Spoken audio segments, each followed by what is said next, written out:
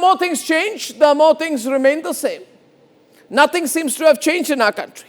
Why else would a man who disgraced the IAS and the Indian Civil Service by vacating an entire stadium so that he could walk his dog, an IAS officer of the 1994 batch, was posted in Delhi along with his wife, who's also an IAS officer, and the IAS officer couple decided that they need some peaceful moments while they walk their dog. So they said, listen, there's a stadium out there built at the cost of hundreds of crores of rupees. We want to walk in that stadium. We are IAS officers. Throw out all the people, throw out all the sportsmen, because the taxpayer pays money so that we can walk our dog in a stadium. Ladies and gentlemen, at that point of time, this man was Principal Secretary, Revenue, and he closed all the sporting activities. He said that when I walk my dog, make sure no athlete is in sight, because my dogs and the me time my dogs get is much more important than any athletes practicing. Here are the pictures of the walk the dog couple. We felt that the government takes the anger of the people seriously.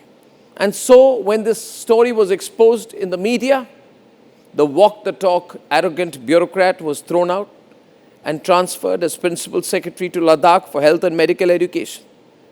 And now, let me tell you, the government of India has brought him back. And not in any ordinary position, but he's been made the man in charge of the New Delhi Municipal Corporation. He is the Municipal Corporation of Delhi. He will head the MCD, which has a budget of 17,000 crore rupees, which oversees the welfare of a population of crores. So the walk the dog bureaucrat who abused the system became the symbol of bureaucratic arrogance and insolence, is rewarded by the government of India, which proves, ladies and gentlemen, that all this disciplinary action thing is a sham. All the government wants to do is what in Hindi is called jhasa, a pretense. A jhasa and a pretense of action. Why else would you insist that the walk the dog, the walk the dog, the walk the dog bureaucrat who hit the headlines for emptying a stadium to walk his dog is brought back in that specific job as MCD commissioner? I'll tell you why. Because it's a message that the government is sending, that the people don't matter. If the anger of the people doesn't matter, the people don't matter. It's also a way for the bureaucracy to show that it is nothing but an extension of the British Raj.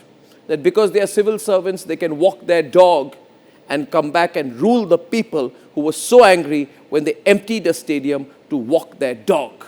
This is not an ordinary situation. Remember, the walk the dog bureaucrat is being brought back in a kingly capacity to insult you, to put you down, and to put you, the citizen, in your place, so that you remember that each time you demand disciplinary action, that disciplinary action will be reversed the moment the people in power want it.